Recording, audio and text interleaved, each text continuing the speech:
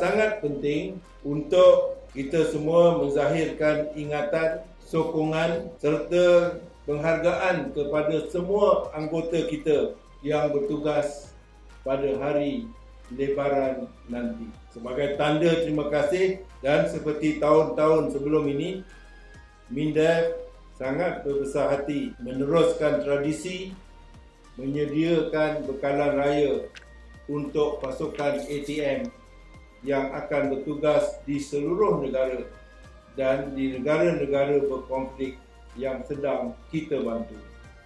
Kita percaya sumbangan tulus ikhlas ini memberi erti yang besar.